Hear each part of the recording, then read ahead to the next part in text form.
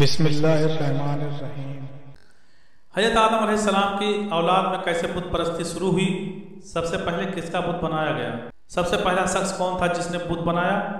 آخر کیا وجہ تھی کہ ایک اللہ کو ماننے والوں کو بتوں کی ضرورت پڑ گئی؟ آج کی ویڈیو انہی سوالات کے گرد گھومنے والی ہے۔ حضرت آدم علیہ السلام کی وفات کے 126 سال بعد حضرت نوح علیہ السلام پیدا ہوئے۔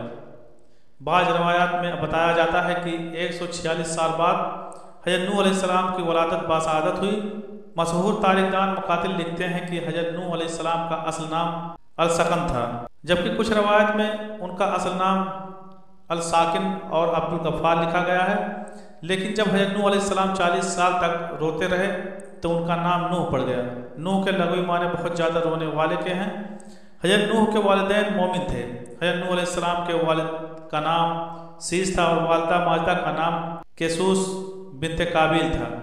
اللہ تعالیٰ نے حضرت نوح علیہ السلام کو تب نبوت عطا فرمائی جب بتوں کی پوجا عروج پر پہنچ چکی تھی۔ ہر طرف شرک کا بول بالا ہو چکا تھا، لوگ گمراہی میں ڈوب چکے تھے۔ سوال یہاں یہ پیدا ہوتا ہے کہ آخر اتنی جلدی انسان بتوں کی پوجا میں کیسے لگ گئے؟ ابھی تو حضرت آدم علیہ السلام کی چوتھی پیڑھی بھی نہ آئی تھی۔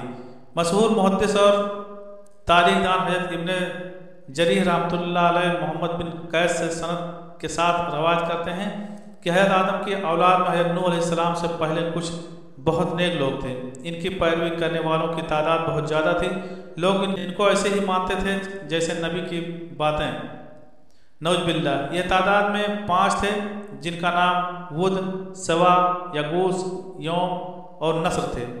لوگ ان سے بے حد محبت کرتے تھے۔ جب ان 5 کا انتقال ہوا تو لوگ رنجیدہ رہنے لگے۔ شیطان نے لوگوں کے دلوں میں یہ بات ڈال دی کہ جن جگہوں پر یہ لوگ بیٹھا کرتے تھے کیوں نہ ان کی جگہ پر ان کی نشانیاں رکھ دی جائیں۔ شروع میں کچھ نشانیاں رکھی گئیں جو کہ ان کی استعمال شدہ عشا تھیں۔ بعد میں ماہر مجسمہ ساز بلوا کر ان 5 بزرگوں کے مجسمے بنوا دیے گئے۔ انہی 5 بزرگوں کے نام پر ان مجلسوں کے نام رکھ دیے گئے۔ لوگ دل جوئی کے لیے ان مجلسوں کے پاس آتے تھے۔ آہستہ آہستہ لوگوں نے ان بتوں کو اٹھا کر عبادت گاہوں میں رکھ دیا تاکہ عبادت میں دل لگا رہے۔ پھر وہ وقت آیا کہ لوگ انہی بتوں سے اپنی فریادیں کرنے لگے۔ پھر اس کے بعد میں آنے والی نسلوں نے ان بتوں کی پوجا شروع کر دی۔ یوں دنیا میں بت پرستی کا آغاز ہوا۔ حضرت امام ابن حاتم رحمۃ اللہ علیہ حضرت امام باقر رحمۃ اللہ علیہ سے روایت کرتے ہوئے لکھتے ہیں کہ ود ایک نیک شخص تھا اور وہ اپنی قوم میں بہت محبوب تھا۔ جب وہ فوت ہو گیا تو اس کی قوم کے لوگ بابل کے سرزمین پر اس کی قبر کے ارد گرد بیٹھ کر روتے رہے۔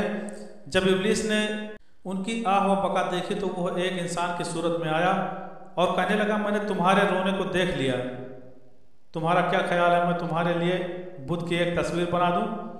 تم اپنی مجلس میں اس تصویر کو دیکھ کر اسے یاد کیا کرو۔ تو انہوں نے اس سے اتفاق کیا تو اس نے بت کی تصویر بنا دی جس کو وہ اپنی مجلس میں رکھ کر اس کا ذکر کیا کرتے۔ جب ابلیس نے یہ منظر دیکھا تو کہا، میں تم میں سے ہر ایک کے گھر بت کا ایک مجسمہ بنا کر رکھ دوں تاکہ تم میں سے ہر شخص اپنے گھر میں بت کا ذکر کیا کرے۔ انہوں نے اس بات کو بھی مان لیا۔ پھر ہر گھر میں ایک ایک بت بنا کر رکھ دیا گیا۔ پھر ان کی اولاد بھی یہی کچھ کرنے لگی۔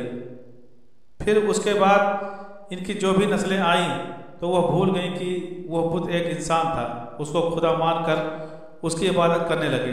پھر انہوں نے اللہ کو چھوڑ کر اس بت کی پرستش شروع کر دی۔ پھر اللہ پاک کو چھوڑ کر جس بت کی سب سے پہلے پرستش شروع کی گئی وہ بت نام کا بت تھا۔ اللہ تعالیٰ نے سورہ نوح میں ان کے نام ذکر کیے ہیں۔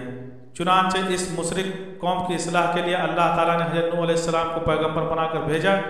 اب بات کرتے ہیں کہ عرب میں بت پرستی کا آغاز کیسے ہوا۔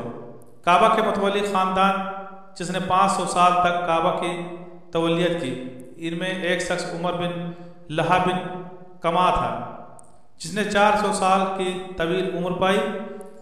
اسی انسان نے کعبہ کو بتوں سے بھر دیا۔ عمر بن لہاب نے کعبہ میں بت صرف اس لیے رکھے کہ لوگ ایک اللہ کو بھول کر میری اطاعت میں آ جائیں۔ نعوذ باللہ۔ عرب میں ہی پھر اللہ نے اپنے آخری اور پیارے رسول حضرت محمد صلی اللہ تعالی وسلم کو بھیجا جنہوں نے نہ صرف خانہ کعبہ کو بتوں سے پاک کیا بلکہ ایسا دین ہمارے حوالے کیا کہ جس پر چل کر ہم اشرف المخلوقات کہلوانے کے حقدار ہو گئے۔ اللہ پاک ہمیں وہ ہماری اولادوں کو سلک جیسے ناسور سے دور رکھے، تمام بیماروں کو ہر بیماری سے پاک کر دے، اور ہمیں نبی پاک صلی اللہ تعالیٰ علیہ وسلم اور ان کی آل پاک سے بے پناہ محبت عطا فرمائے۔ آمین یا رب العالمین۔